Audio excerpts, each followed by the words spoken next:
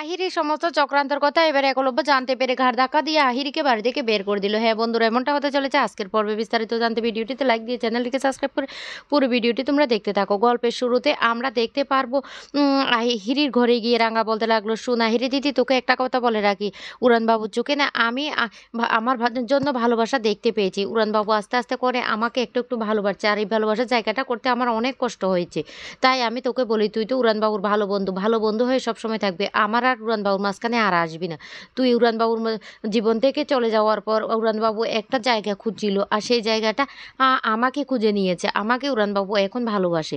আর ভবিষ্যতে যদি আমাদের ভালোবাসার মাঝখানে কেউ আসে না, আমি কিন্তু তাকে তীর দিয়ে একদম জ্বালাফালা করে দেবো। এই কথা বলে রাঙা যখন ঘর থেকে বেরিয়ে যায়, আহিরি তখন বলতে লাগলো, দেখছো কত বড় সাহস, কত বড় সাহস, আমার মুখের উপর এত বড় কথা বলে গেল।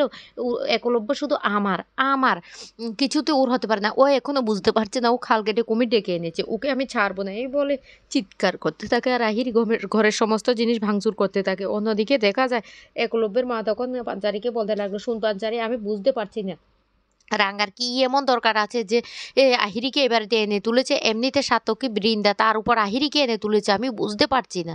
পাঞ্চারি তখন বলতে লাগলো, কেন তখন কেন তুমি ওকে নিষেধ করলে না, এখন বাড়িতে নিয়ে আসার পর কেন তোমার আপত্তি?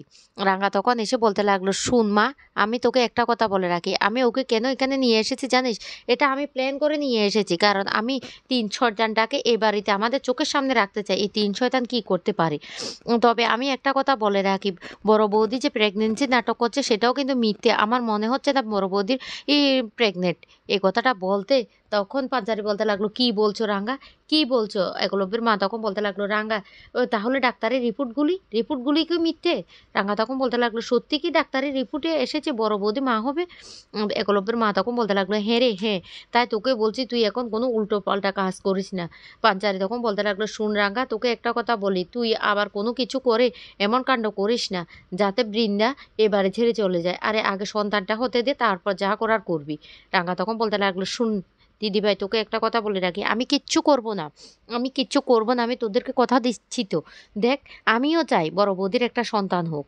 এইদিকে বাইরে অনেক চিৎকার শুনতে থাকে, আর চিৎকার করে করে সেখানে কতগুলো বকাটে ছেলে এসে বলতে লাগলো, এই আহিরি কোথায়, একলব্যর বাড়িতে কি করছো? একলব্য বসে বিবাহিত, ওর স্ত্রী আছে, আরে আমাদের সাথে আসো, ফুল মস্তি করবো, এই বলে চিৎকার করতে থাকে আর কতগুলো পোস্টার লাগাতে থাকে। রাঙা তখন বলতে লাগলো, মা বাইরে এত কিসের আওয়াজ রে, দেখি তো চল। এই বলে রাঙা একলব্যের মা এমনকি পাঞ্চারি সবাই বাইরে বেরিয়ে আসে। অন্যদিকে দেখা যায় বৃন্দা মনে মনে বলতে লাগলো, কি ব্যাপার, বাইরে এত চিৎকার কিসের? এই বলে বৃন্দা উপর থেকে দেখতে থাকে, আর দেখতে পায় যে রাঙারা বাইরে যাচ্ছে আর বাইরে চিৎকারটা হচ্ছে। তখন বৃন্দার ময়নাও বাইরে চলে আসে, আর এসে দেখতে পায় ওই পোস্টারগুলো লাগানো, আর সেখান থেকে বকাটেকের ছেলেগুলো পালিয়ে গেছে। রাঙা তখন বলতে লাগলো, এই তোরা কারা রে, কারা, তোদের এত বড় সাহস, সাহস থাকলে সামনে আয়, সামনে আয়, তোদেরকে আমি ছাড়বো না, বলে দিলাম। তখন পাড়ার লোকজনও সেখানে জড়ো হয়, আর এসে বলতে লাগলো, ছি ছি ছি ছি ছি, কি নোংরামো শুরু হয়েছে, কি লজ্জার কথা, এসব কি, এসব কি? রাঙা তখন সেই পোস্টারগুলো পরে তা বলতে লাগলো, এসব এসব কি হলো? এদিকে একলব্যের মাও বলতে লাগলো। তখন সেখানে একলব্য ছুটি আসে, আর এসে বলতে লাগলো, এসব এসব কারা করলো? রাঙা তখন বলতে লাগলো, জানি না, কতগুলো ছেলে এসে এসব করেছে, এগুলি দ্বারা এক্ষুনি ছিঁড়ে ফেলতে হবে। এই বলে রাঙা যখন পোস্টারগুলো ছিঁড়তে যায়, তখন সেখানে আহিরি চলে আসে, আর এসে হাতটা ধরে ফেলে আর বলতে লাগলো, কি ভেবেছিস রাঙা, পোস্টারগুলো ছিঁড়ে ফেলবি? রাঙা তখন অবাক হয়ে যায় আর বলতে লাগলো, কি বলছিস রে আহিরি দিদি? আহিরি তখন বলতে লাগলো, একদম ঠিক কথা বলছি, তুই কি ভেবেছিস পোস্টারগুলো ছিঁড়ে ফেলবি? পোস্টারগুলো ছিঁড়ে কোনো লাভ হবে না, কারণ পোস্টারগুলো ছিঁড়লে কি আমার কলঙ্কটা মুক্ত হয়ে যাবে? চল, তোর সাথে আমার যা বোঝাপড়ার আজকে করবো, ঘরে গিয়ে করবো। এই বলে রাঙাকে টানতে টানতে নিয়ে আসে, যা দেখে একলব্যর কিছুতেই আহিরির আচরণ ভালো লাগছে না। তারপর ঘরে এসে বলতে লাগলো, তুই কি ভেবেছিস পোস্টারগুলো ছিঁড়ে ফেলবি? কিন্তু মিডিয়াতে যে আমাকে নিয়ে ট্রোল করা হচ্ছে, সেটা সেটা আমি কি করে সহ্য করবো? তার থেকে বরং আমার গায়ে আমি তেল ঢেলে আমি আগুন লাগিয়ে পুড়ে মরে যাব। আমার না আর এসব ভালো লাগছে না। তখনই প্রণীতা বলে উঠে, এই আহিরি, তুমি এসব কি কথা বলছো? রাঙ্গা কোথায় ভুল করেছে? তুমি মানসিক চাপে আছো এই ঘটনার জন্য, তাই তো রাঙ্গা তোমাকে এই বাড়িতে নিয়ে এসেছে যাতে তুমি একটু শান্তিতে থাকতে পারো। তার উপরে তুমি এখন এসব উল্টোপাল্টা কথা কেন বলছো? রাঙ্গা তখন বলতে লাগলো, রে আহিরি দিদি, আমি তো চেয়েছি তুই এ বাড়িতে এসে একটু ভালো ভাবে থাক, ভালো হয়ে যা, আর তুই এসব কি বলছিস? আহিরি তখন বলতে লাগলো, একদম ঠিক কথা বলছি। একলব্য তখন বলতে লাগলো, আহিরি, আহিরি তুমি এসব কি ধরনের কথাবার্তা বলছো? তুমি কেন গায়ে আগুন দিলে নিজেকে শেষ করে দিবে? রাঙ্গা তখন বলতে লাগলো, শোন আহিরি দিদি, তুই তো উড়ানবাবুর ভালো বন্ধু, তুই উড়ানবাবুর ফিটনেস সার্টিফিকেটটাও বাইর করে দিয়েছিস, তাহলে এখন কেন এসব কথা বলছিস? আহিরি তখন বলতে লাগলো, শুন রাঙ্গা, আগে আমি তোকে একটা কথা বলি, তুই লিগ্যাল স্ত্রী হলে একলব্যের, আমি তো আর লিগ্যাল স্ত্রী হতে পারবো না। তবে আমাকে আমার অধিকারটা দিতে হবে। আর একলব্য, আমি তোমাকে একটা কথা বলে রাখি, আজকে আমি সবার সামনে এই কথাটা বলছি, তুমি বাধ্য, তুমি আমাকে স্ত্রীর অধিকার দেবে। হ্যাঁ, রাঙ্গার কে আমি ডিভোর্স দিতে বলবো না, কিন্তু আমরা দুজনে এক বাড়িতে থাকবো, না হলে আমি নিজেকে শেষ করে দেবো, আমি নিজেকে জ্বালিয়ে পুড়ে শেষ করে দেবো। কারণ এইভাবে সবাই ভিডিওটা ভাইরাল করে আমাকে ট্রোল করছে, সেটা আমি কিছুতে সহ্য করতে পারবো না। তখন এই কথাটা বলতে একলব্য অবাক হয়েছে আর বলতে লাগলো, আহিরি তুমি এসব কি বলছো? রাঙ্গা তখন বলতে লাগলো, হ্যাঁ রে আহিরি দিদি, তোর চালাকিটা না আমি বেশ ভালো করে বুঝতে পেরেছি, সেই জন্যই তো তোকে আমি এই বাড়িতে নিয়ে এসেছি, কারণ তুই পরবর্তী স্টেপটা কী নিস সেটা দেখার জন্য। আমি তো বুঝতে পারছি না। শুন, তোকে একটা কথা বলে রাখি, ওই দিন উড়ানবাবুর সাথে যে রেস্টুরেন্টে ছিলি, তখন আমি ভাবলাম উড়ানবাবুর দোষ আছে, উড়ানবাবু মদ খেয়ে মাতলামো করেছে, কিন্তু তুই তুই কি করেছিস? তুই কেন ভিডিও করেছিস? তখন আহিরি মিথ্যে কথা বলে। আহিরি তখন বলতে লাগলো, আমি কেন ভিডিও করতে যাব? তখন বলতে লাগলো, উড়ান তোর তোর বাড়িতে সব সময় যায়, সব সময় তোর বাড়িতে যায়, কিন্তু তখন তো পাড়ার লোকে কিছু বলে না, ওই দিন কেন তুই ভিডিও করেছিলি? আর পাড়ার লোক বা তোর উপর ক্ষেপে গেলে কেন? সব কাজটা যে লোকটাকে দিয়ে করেছে, সেই লোকটা সব কিছু বলে দিয়েছে।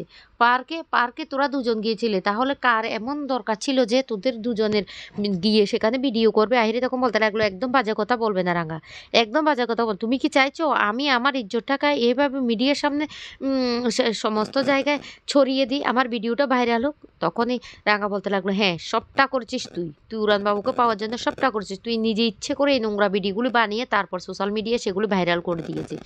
একলব্য তখন বলতে লাগলো, রাঙা তুমি এসব কী বলছো? রাঙা তখন বলতে লাগলো, শুন, ওই লোকটার কথা শুন। তখন ওই লোকটাকে নিয়ে আসার বলতে লাগলো, এই বল সমস্ত সত্যিটা বল। তখন ওই লোকটার বলতে লাগলো, হ্যাঁ আহিরি আমাকে টাকা দিয়ে বলেছিল তোমাদের সমস্ত ভিডিওগুলো করে তারপর সোশ্যাল মিডিয়ায় ভাইরাল করে দিতে। একলব্য তখন এই ঘটনাটা শুনে প্রচণ্ড রেগে যায় আহিরির উপর আর বলতে লাগলো, তুমি এতটা নিয়েছো, এতটা জঘন্য কী করে হতে পারলে আহিরি? কী করে হতে পারলে তুমি? আমি না তোমাকে ছাড়বো না।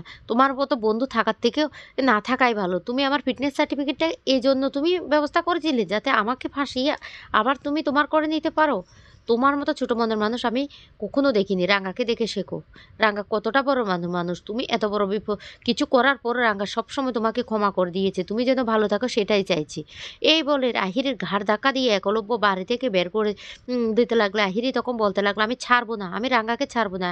একলব্য তখন বলতে লাগলো, তুমি আর কিচ্ছু করতে পারবে না, তোমার সব কিছু আমাদের বোঝা হয়ে গেছে। প্রণীতা তখন বলতে লাগলো, কি জানিস মেয়েরে, আহিরে আমরা না ভেবেছিলাম তুমি পাল্টে গেছো, তুমি খুব ভালো হয়ে গেছো, কিন্তু তুমি যে সে আগের মতনই রয়ে গেছো সেটা তো বুঝতে পারিনি। বৃন্দা তখন বলতে লাগলো, বাহ, লাহিড়ী এত বড় চক্রান্তটা করলো, আমাকে একবার জন্য জানালো না, এখন কি হলো? ময়না তখন আস্তে করে বলতে লাগলো, ও দিদি ভাই, সবাই তো ধরা পড়ে গেল, তুমিও ধরা পড়ে গেলে, আহিরিও ধরা পড়ে গেল, সার্থকে ধরা পড়ে গেল, এবার তো তাহলে আমাদের সবাইকে রাঙ্গার কথা শুনে চলতে হবে। বৃন্দা তখন বলতে লাগলো, শুন শুন, কিছুদিন আমাদেরকে এভাবে থাকতে দে, তারপর দেখ না আমরা কি করি।